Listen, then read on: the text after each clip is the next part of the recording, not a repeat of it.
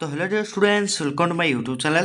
तो पिला माने आज वीडियो आम कौन डिस्कसन करबा ना तुम मानकर जो क्लास 10 बोर्ड एग्जाम होगा जाऊँगी बहुत शीघ्र होगा जाऊँगी। तो नेक्स्ट जो फेब्रुआरी अच्छी तुम मान फेब्रुआरी 20 तुम मानकर बोर्ड एग्जाम अच्छी। ओके, तो आम जो भौतिक विज्ञान तुम भौतिक विज्ञान एवं जीव विज्ञान तो कौन 25 मार्क आसो सब्जेक्टिव रे। तो से जो 25 मार्क सब्जेक्टिव आसो आम आज विज्ञान जो अम्लक्षारक लवणर कौन ना 2 मार्किया क्वेश्चन मोस्ट इंपोर्टाट जोटा कि डिस्कसन करवा जेहेतु तुम मान 2 मार्किया 3टी क्वेश्चन आसुच्छी 25 मार्क रु भौतिक विज्ञान रे। ओके, तो 2 मार्किया जो आम रही अम्लक्षारक लवण आम मोस्ट इंपोर्टाट 2 मार्किया डिस्कसन करवा। जो मानक वीडियो भल लगी लाइक सहित गोटे सब्सक्राइब करेंगे और साइड जो नोटिफिकेशन अच्छे क्लिक करके ऑल करने। तो चलते डेन कर वीडियो को स्टार्ट करदे।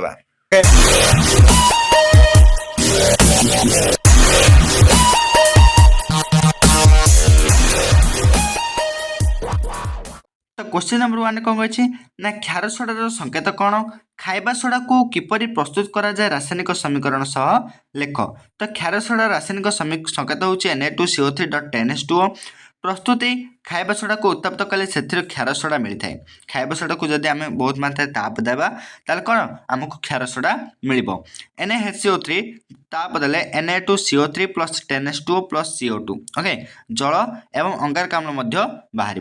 नेक्स्ट प्रति अम्ल कौन को बुझाओ। आम शरीर में अजीर्ण समय पाकस्थली अत्याधिक अम्ल उत्पन्न करता है और यह पेट जंत्रणा अस्तित्वर कारण होता है। जोटा कि आम कौन प्रति अम्ल कौन ना जोटा कि आम शरीर हजम कर।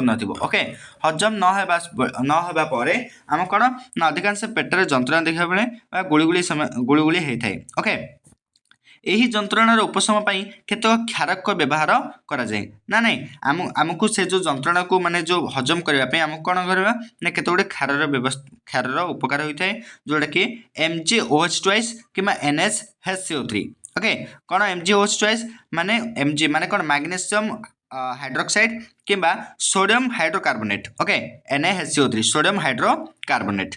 नेक्स्ट अल्कोहल और ग्लूकोज जलीय द्रवण विद्युत परिवहन करती नहीं कहीं। अल्कोहल एवं ग्लूकोज जलीय द्रवण विद्युत परिवहन करती नहीं कहीं ना अल्कोहल और ग्लूकोज जलीय द्रवण H+ आयन उत्पन्न हुए नहीं।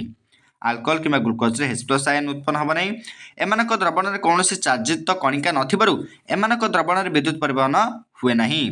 नेक्स्ट NH4OH धातव हाइड्रोक्साइड नहले क्षार कहीं जदि NH4OH धातव हाइड्रोक्साइड नहले क्षार कहीं धातव हाइड्रोक्साइड क्षार अटंती कारण धातव हाइड्रोक्साइड अम्ल सह प्रतिक्रिया करी लवण और जल उत्पन्न करती। कारण धातव हाइड्रोक्साइड अम्ल सहित प्रतिक्रिया न करिकी कौन कर जल एवं लवण उत्पन्न होची। सेहीपरि NH4OH अम्ल सह प्रतिक्रिया करी लवण और जल सृष्टि हुए क्षार अटे। NH4OH + HCl NH4Cl + H2O। Next question होची प्लास्टर ऑफ पेरिस कहीं आर्द्र प्रतिरोधी पात्र रखा उचित ना plaster of Paris CaSO4 ½ H2O। अच्छा, ये हूँ प्लास्टर ऑफ पेरिस संकेत। जल किंबा आर्द्र वायु संपर्श आसिले ताहा जिप्सम CaSO4 जिप्सम संकेत कौन हो ना CaSO4.2H2O रे परिणत हुए।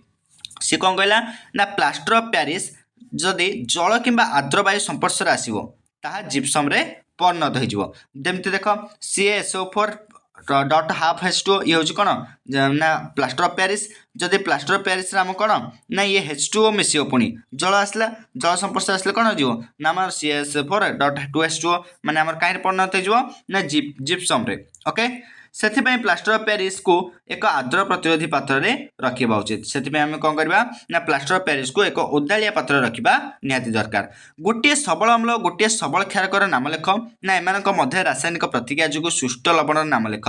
यही लवणर जलीय द्रवणर pH मूल्य केते हेबो लेखिबाकू सी कहिछि। सबल अम्ल कौन ना HCl हाइड्रोक्लोराइड कि H2SO4 कौन हाइड्रोसल्फेट कि HNO3 माने हाइड्रो नाइट्रो ऑक्साइड। ओके, ना सबल क्षार कौन ना सोडियम हाइड्रोक्साइड। ओके, गोटे हूँ सोडियम हाइड्रोक्साइड आउ हूँ पोटासियम हाइड्रोक्साइड। ए भितर जेकोसी गोटे लिख तापर कौन कहते ना सबल अम्ल और सबल क्षार मध्य रासायनिक प्रतिक्रिया जो सुष्ट लवण है कौन सोडियम क्लोराइड पोटासियम क्लोराइड कि sodium sulphate potassium sulphate sodium nitro oxide कि पोटासियम नाइट्रो ऑक्साइड। ओके, यही लवणर गुड़िकर pH मूल्य केते ना 7। ठीक अच्छे। तो भिडियोटी संपूर्ण भाव में 5टी थिला 2 मार्किया 5टी क्वेश्चन थिला संपूर्ण भाव में सर जाइए। Thank you all.